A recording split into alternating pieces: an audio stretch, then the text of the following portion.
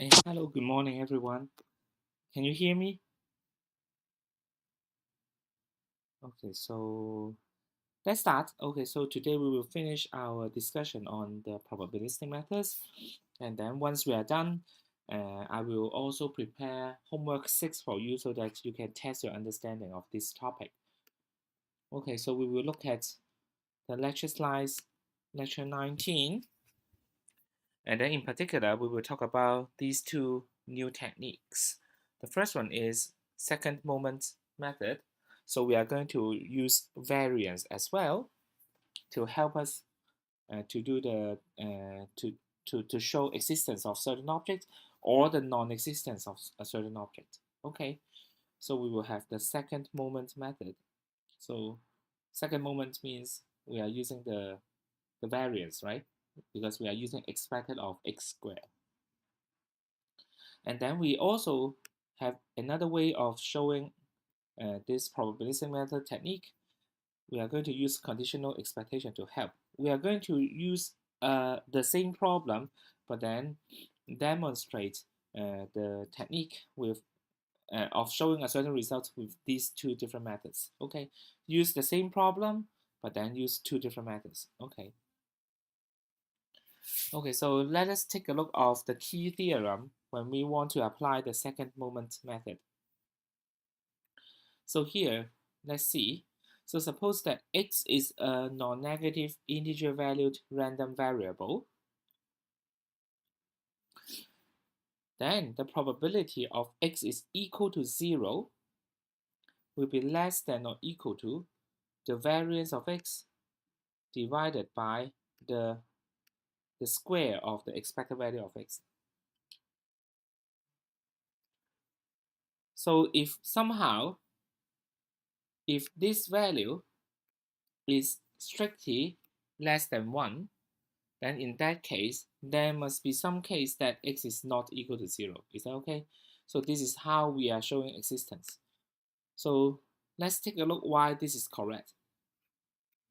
So first of all, we will see that this is the probability of x is equal to 0 must be less than or equal to the probability of x minus ex is greater than or equal to ex. Actually, why this is true? Because for this part, it contains two cases. One is the case that x is super large. X is greater than or equal to 2 times expected of x. And the other case is x is very small, where x is less than or equal to 0.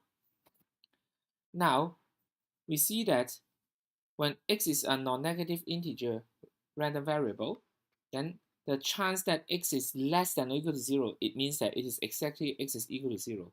So this probability contains two parts adding up together. One of them is x is equal to 0. The other case is x is greater than or equal to 2ex. So because of this, then this inequality is correct. Okay, because the right-hand side is two different cases, and then the left-hand side is just one case. And then by using this is the Chebyshev's inequality, right?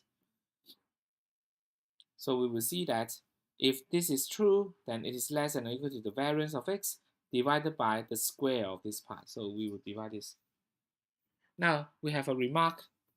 So first of all, if the right-hand side is less than 1, strictly less than 1, then in that case we have probability of x is equal to 0 will be strictly less than 1. So the chance of the opposite will be strictly greater than 0. So there is an object with x is greater than 0. Okay? So this is one implication. The other case is when the right-hand side is close to 0. It means that for most of the case, we will have an object. So this is unlikely to happen. Chance of x is equal to 0 is unlikely to happen. So in that case, for most of the case, we will have x is greater than 0. Okay, so depending on what we can get on the right hand side, if it is less than 1, then existence. If it is close to 0, it's not just existence, it is almost exist, almost obtained for the natural cases. Okay. So this is the core theorem of this method, and then let's see an example of applying this. So we will talk about the GMP model again. So recall that GMP model is a graph that we are going to obtain, a random graph generated with exactly n vertices such that each edge has probability p to exist independent of each other. Okay, we want to ask a question. If I am drawing a random graph from this GMP model, do we find 4 vertices connected to each other? So do we see any K4 inside the random graph selected from it? Now we are going to show an interesting result.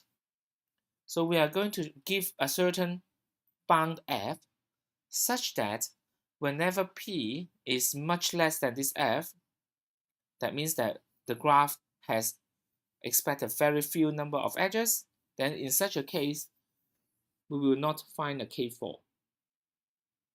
On the other hand, when P is much greater than this F, then suddenly the graph will have a lot of edges, and so a random graph from GMP will almost always contain a K4. Okay. Now we are going to find the same F here that we will see in the next slide. And then this F has a special property. So we will see that when P is less than F, no K4. But when P is greater than F, there is a K4. So in such a case, this F is like a threshold. So it is a threshold function for whether K4 will exist in GMP or not. Okay, so this is a threshold function. So it is a very, very nice result.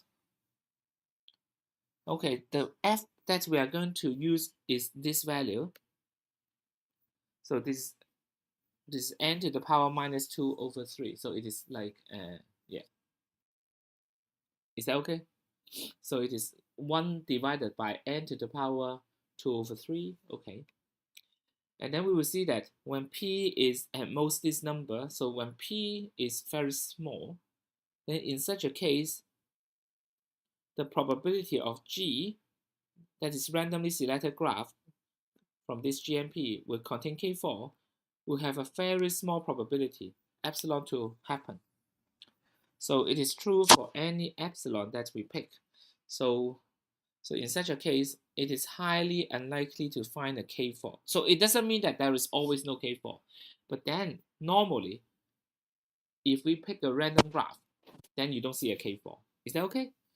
Now for this part, we are going to use the old method. We are going to use the basic counting or the expectation argument to help. It is the other part that we are going to use the new method today. Okay, so far let me double check if everything is okay. Okay. Yeah, I'm a little bit worried. You are not hearing my voice. Okay, so far so good, right? Okay, so let me continue.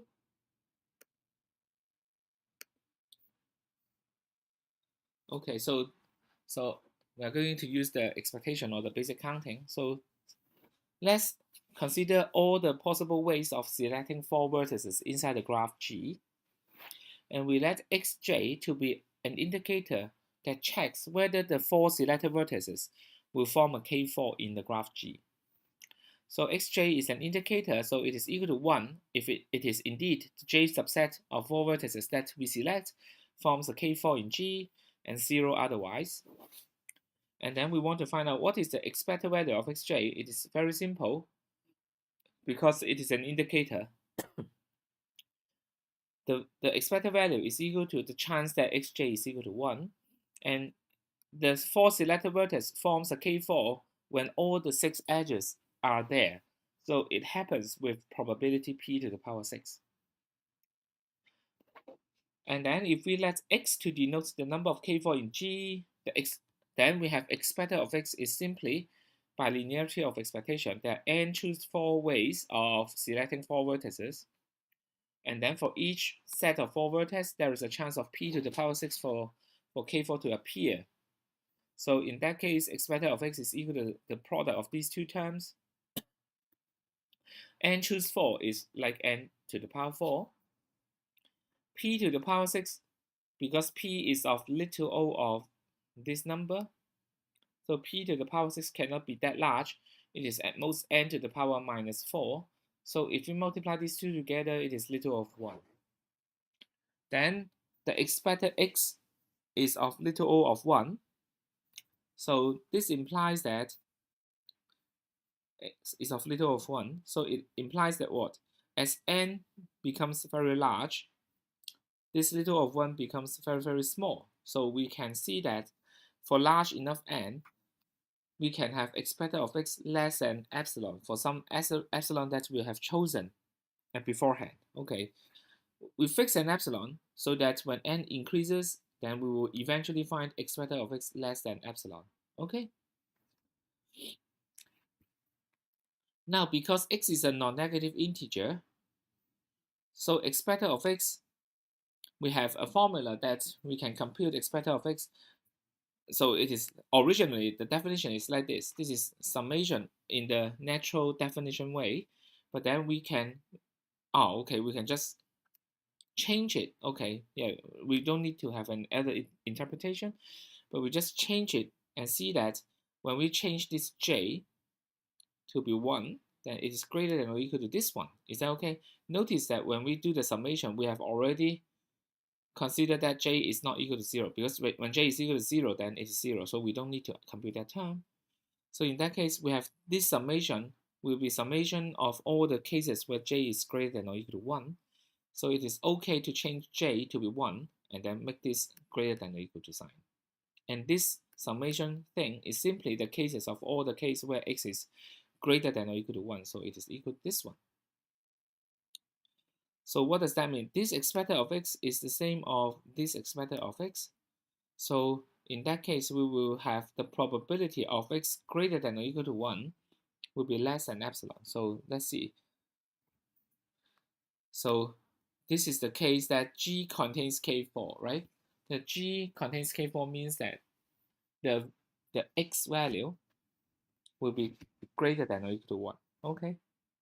So the probability that X is greater than or equal to 1 is equal to the probability that G contains K4, and then this is equal to expected of X, and then it is less than epsilon. Okay, so somehow we are done.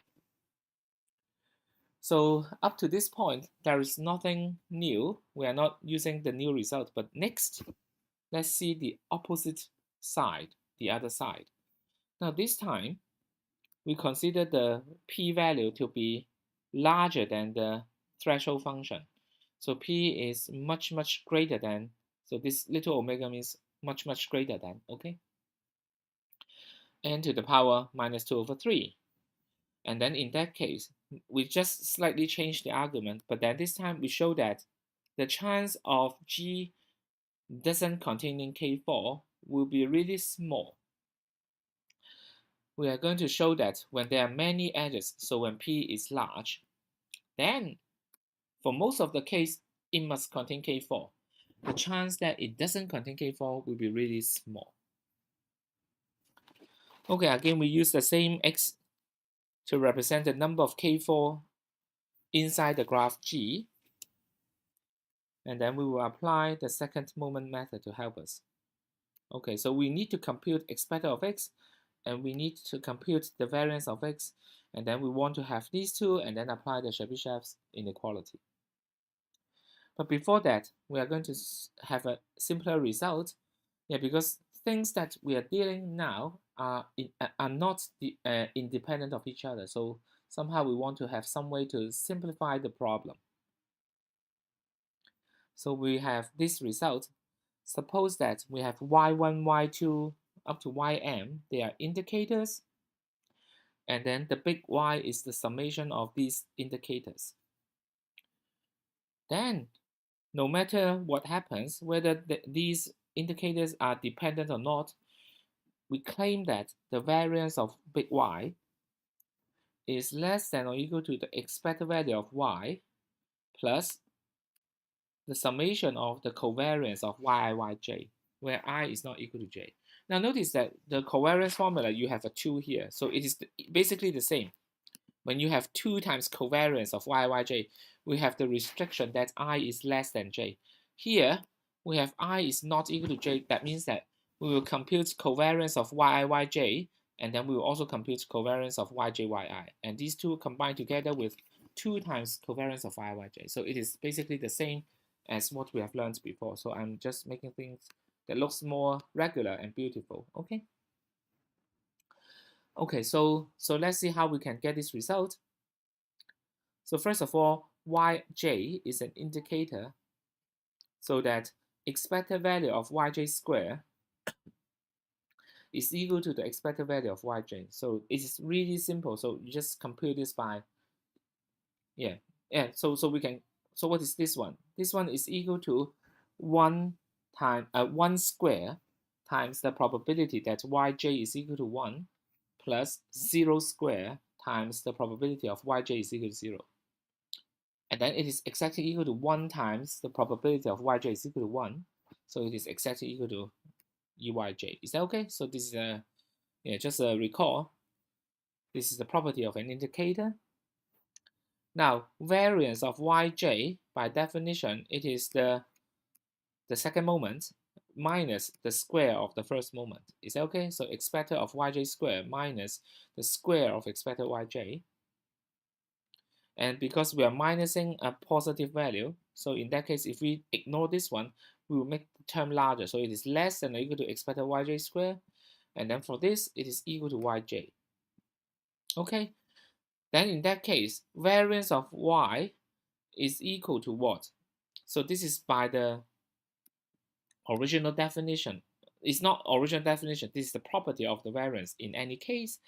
And then the summation of the variance of yj will be less than or equal to the summation of expected of yj, and then this gives us expected of y. Is that okay? So everything is easy. So you can verify it by yourself. So we will come across this later because for the second moment method, we need to compute the variance of y, and this is usually not easy to compute exactly. So we are going to make simplifications. So we can compute this term, and then we can compute this term. Adding up together will give us an upper bound. Okay? Okay, so let's go back to the proof. So again, we let xj to be an indicator that checks whether a particular set of 4 vertices will form a K4. So xj is equal to 1 if it is the case, xj is equal to 0 otherwise. And now we wish to bound the variance of x, and then we also want to find out what is the covariance of xi, xj. Okay, so let's do this covariance part first, and then we will get back to the, let's do the covariance part first, and then we will go back to find out what is the variance part. Okay, now covariance xi, xj, what does that mean? Xi, xj means that I tell you, so this is about the ith set of 4 vertices. This is about the jth set of 4 vertices. So we want to find out how do they depend on each other. Okay, now when we talk about the ith set of 4 vertices and the jth set of 4 vertices, there are several cases that one will consider. So I is not equal to j, so this means that they are talking about two different set of 4 vertices.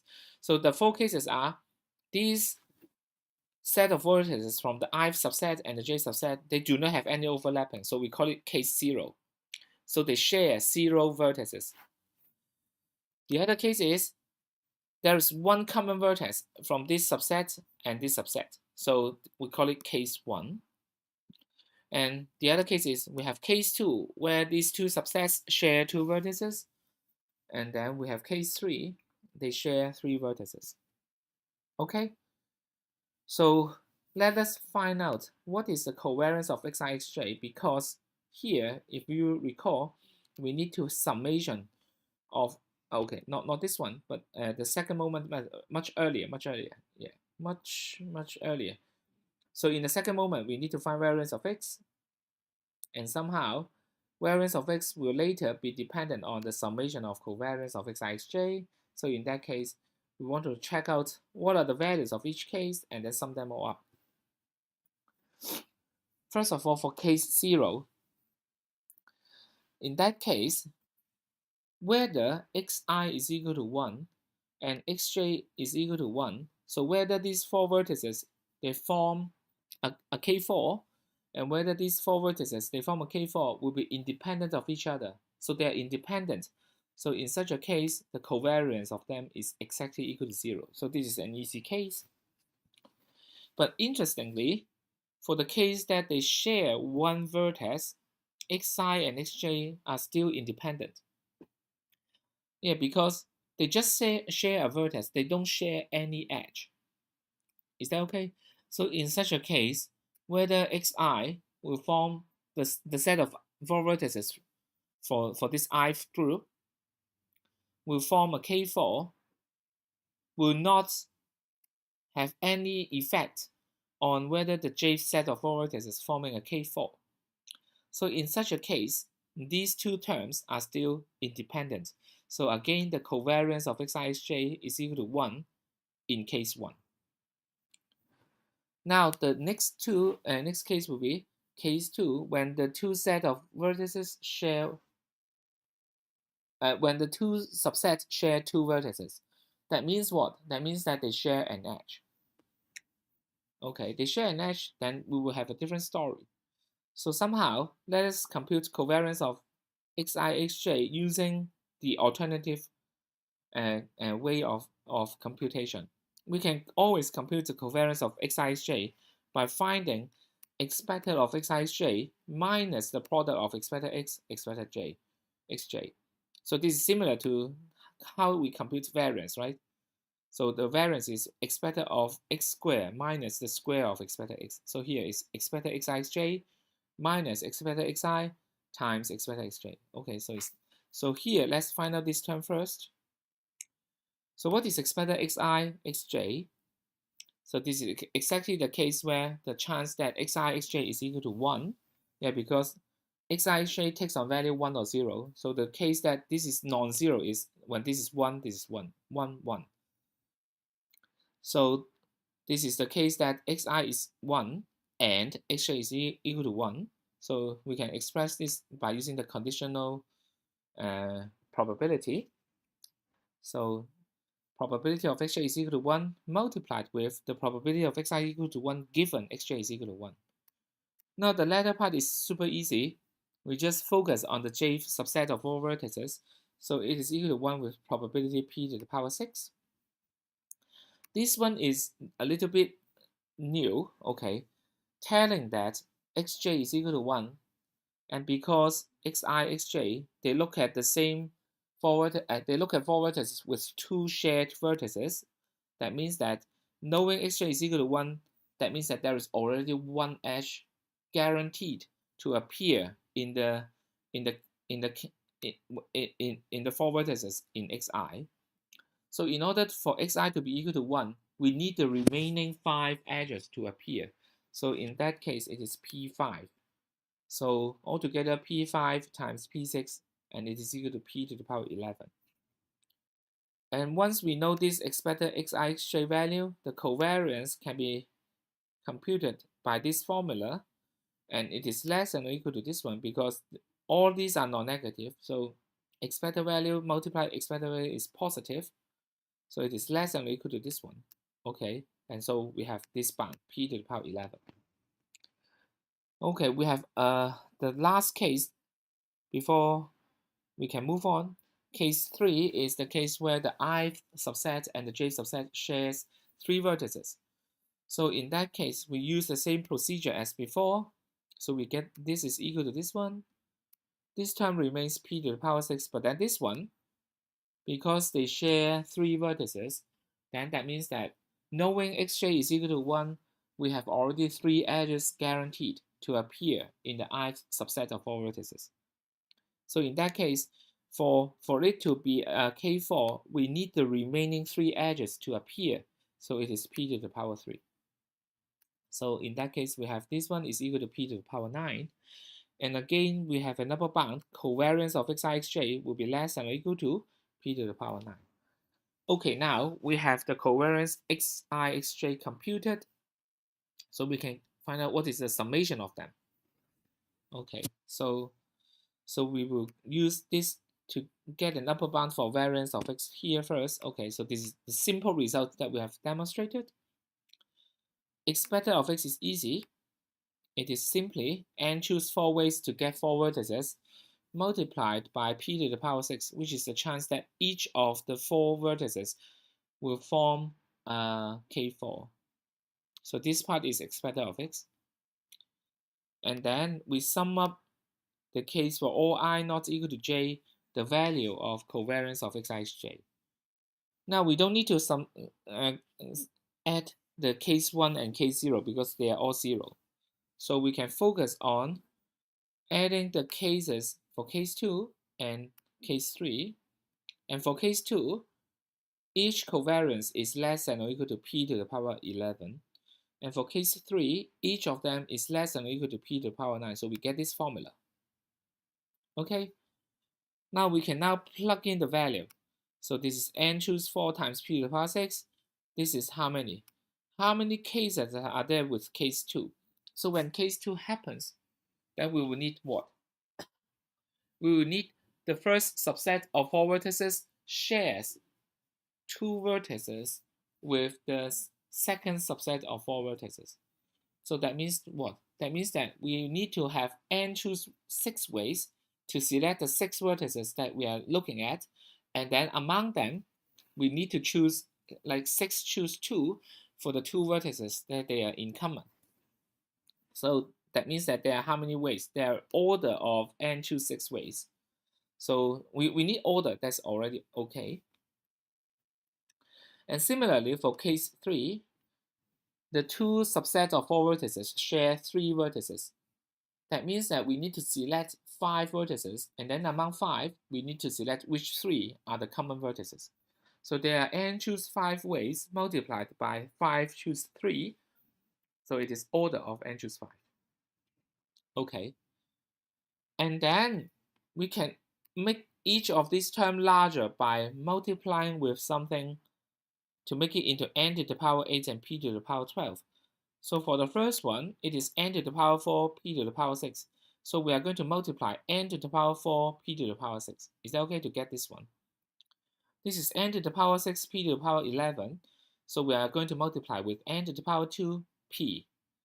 And then for this one, it is n to the power 5, p to the power 9. So we are multiplying n to the power 3, p to the power 3. No matter which case, the things that we are multiplying will be something that is strictly much greater than 1. So in that case, we will see that n8, p12 is going to be, the product of these two is going to be a super upper bound for this term. So what does that mean? The variance of x will then be much less than n to the power 8 p to the power 12. And why do we want to create such a magic term? It is because this term is the same, n8 p12 is the bound for the square of expected of x. So expected of x, yeah, this time, right? Expected of x is n choose 4 multiplied by p to the power 6. So the square is n to the power 8 p to the power 12. So what we want to get a claim here is that the variance of x is much less than the square of the expected of x. So the variance of x is, when it is divided by expected x squared, it is of little o of 1. So what does that mean? So we are doing a lot of things. So what does that mean? So in the end, let's review the second moment method. In the end, we have proven this result. The probability of x is equal to 0, which is the case that the chance of having no k4, x is the number of k4 in our case, no k4 is less than or equal to this one, and then it is less than or equal to a term which is close to 0. So what does that mean? It means that for most of the cases, we must have a k4. So this is the result that we are obtaining here. The chance that we do not have a k4 is very small. So the chance that we will have a k4 will be very large. Okay, so this is the so-called second moment method. So let me check if you are okay with this. So before we move on to the next part. Okay, so far so good. Okay, good. Okay. Okay, the next part, we are going to use the conditional expectation formula to help us. So let us see the logic. Okay, so again, yeah, the idea here is that usually, just like the previous example, we have x to be something that we are interested, and then we want to find out what is the chance that, okay, so if x is greater than 0, so x, let's say we count the number of k4 inside a graph. So if x is greater than 0, it means that a certain object exists, like a k4 exists. And then usually, if x can be expressed as a sum of indicators, then we can usually get a simple proof of existence using the next theorem. So let's see how the next theorem is saying. So the next theorem says, suppose that big X is the sum of indicators x1, x2 up to xn. Then we want to find a way to prove something exists. So here, we want to find out what is the probability that x is greater than 0. We claim that this is greater than or equal to something on the right-hand side. So as long as the right-hand side is non-zero, then in that case, the chance that x greater than 0 will be greater than 0. That means that there is always some case with x greater than 0. Okay? Okay, we want to get a proof for this inequality first, and then we will apply this to show our previous result. Okay? So here we let y to be the function 1 over x. And then in the case where x is greater than 0 and y is equal to 0 when x is equal to 0. So we look at the case where x is a non-negative random variable. Yeah, because it is sum of indicators. So it means that x must be a non-negative integer valued random variable. Now, in such a case, we have seen something like this before. Okay, when we multiply x and y together, in the first case, the multiplication of xy is equal to 1. In the second case, the multiplication of xy is equal to 0. That means that xy is either 1 or 0. So xy is an indicator.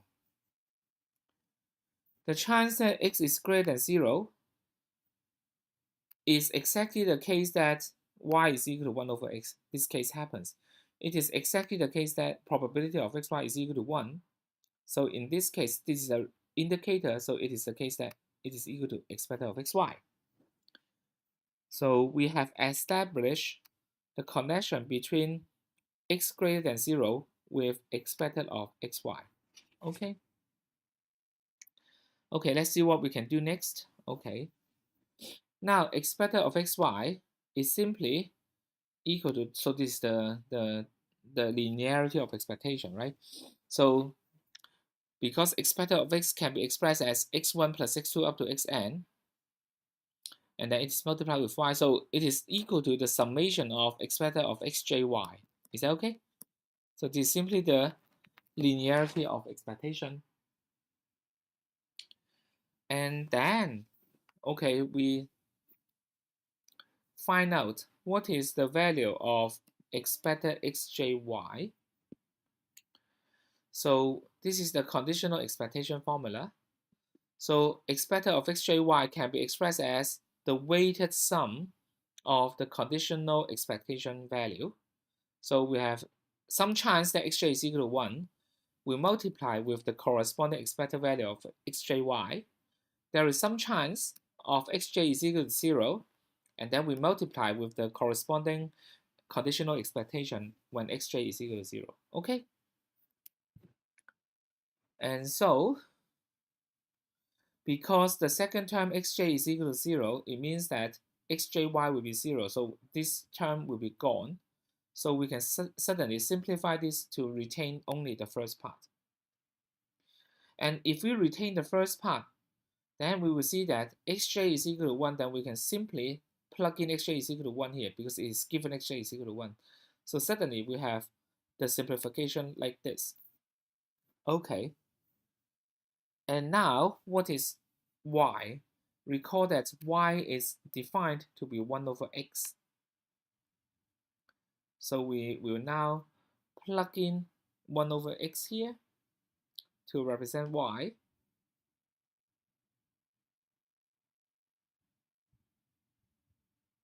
Yeah, because how can we replace like this? Because y could be 1 over x and y could be 0, right?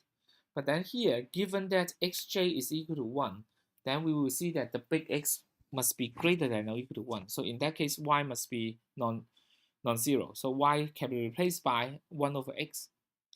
Now the last part is tricky. The last part is the so-called Jensen's inequality.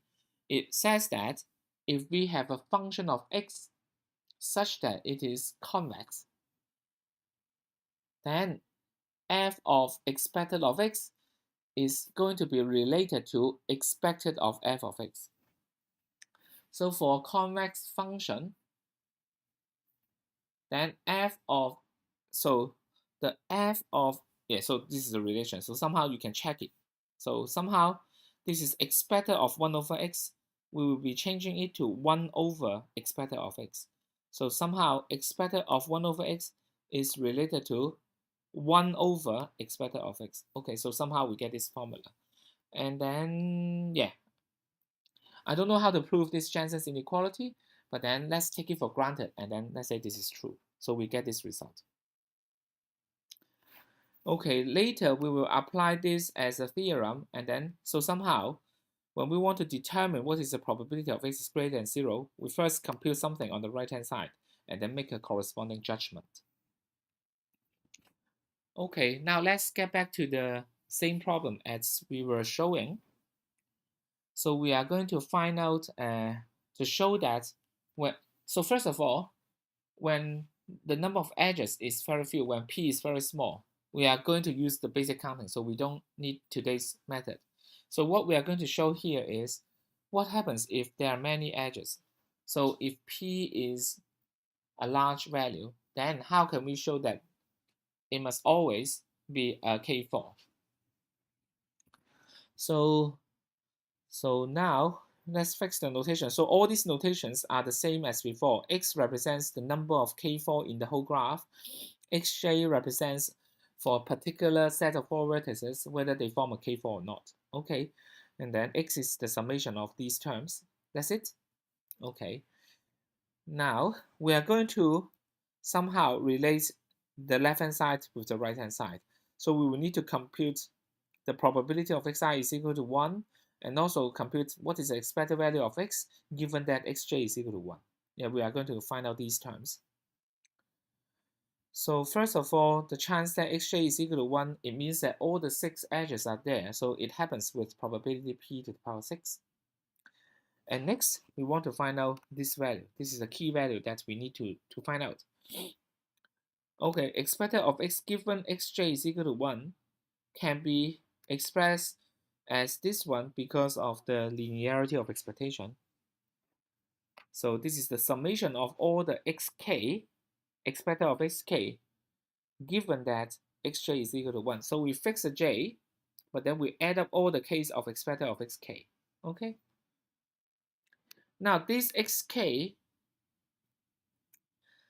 is either equal to 0 or 1.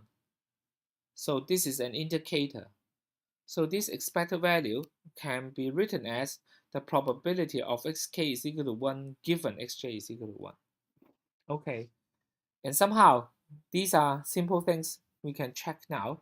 So if I tell you that j subset is forming a K4, what is the chance that the kth subset forms a K4? So this is something that is easy to compute.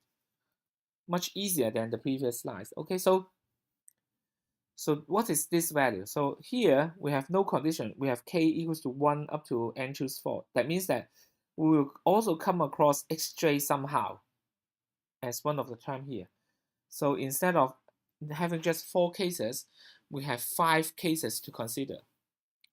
So how many vertices are shared between the j subset and the k subset? Okay, so they may share 0 vertex, 1, 2, 3, or 4 vertices.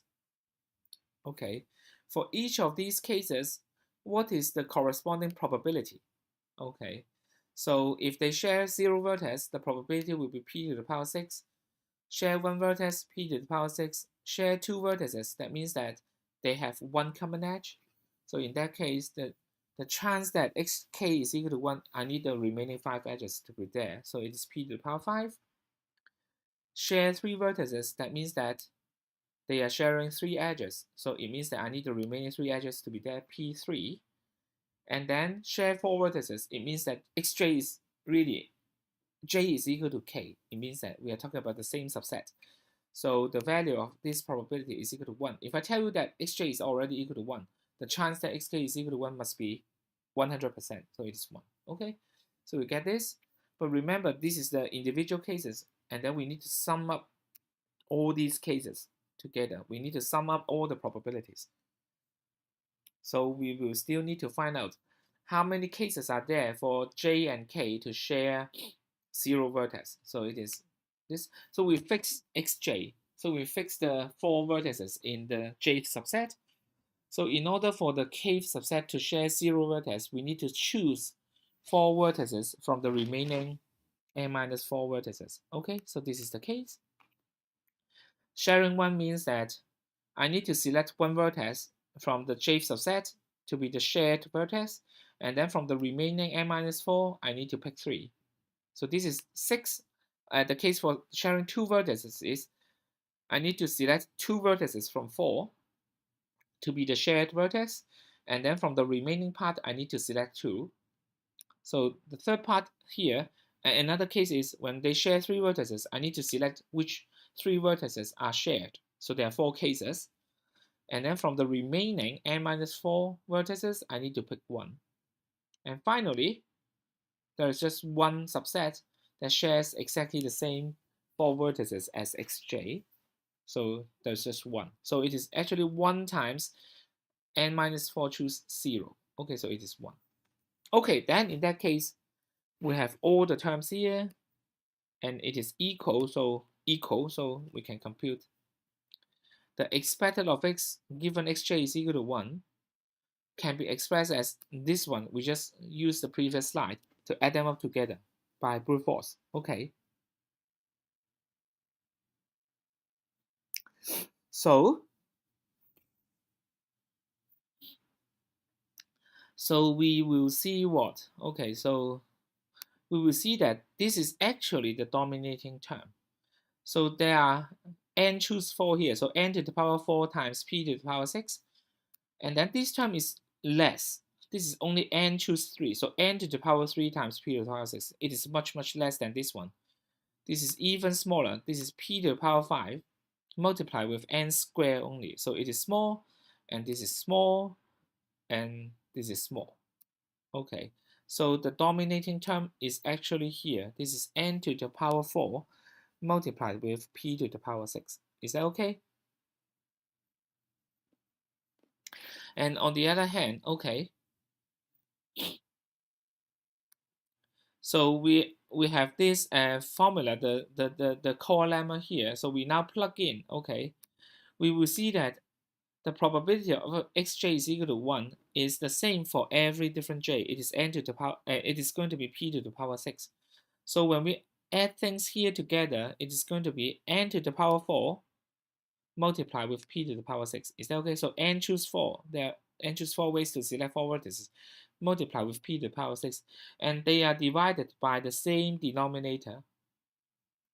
And this denominator is this term. This term is dominated by this part. This is also n to the power 4, p to the power 6. So this is this term, this is this term. So that means that these two terms are really close to each other when n is large. When n tends to infinity, the numerator and the denominator is really the same. So it is roughly equal to 1. So that means what? That means that the chance of having at least one K4 is really close to 1 when n is large. So it means that it is always, almost always, there is a K4 inside a graph. Okay, yeah. I think that's all for what I want to demonstrate today. And then I will give out homework 6 soon. And for Thursday, let us talk about the solution of homework 5 and also the solution of exam 2. Okay, so that's all for today. Yeah, thanks a lot. Okay, see you on Thursday. Bye for now.